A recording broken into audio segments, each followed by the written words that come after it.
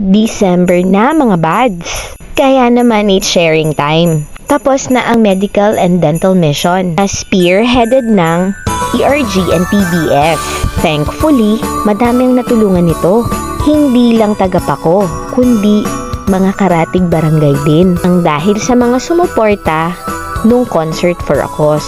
Iba't ibang banda, syempre kasama dun ang Kumpas sa Balintataw, mga avid supporters ng El Ritmo Gumateño, mga sponsors ng Team Buen Samar, at syempre marami pang iba. Napaka-fulfilling pagmasdan mga buds.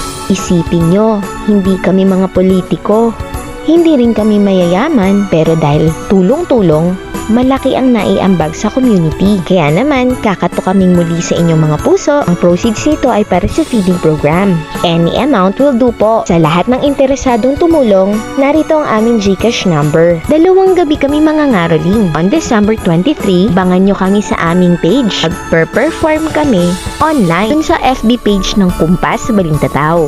6 to 8 PM po. At sa December 24 naman, magha-house to house caroling naman at 5 to 9 PM. Sa mga interested din, just DM us. Maraming matsalab po and Merry Christmas! Dagdagan natin ng good deeds.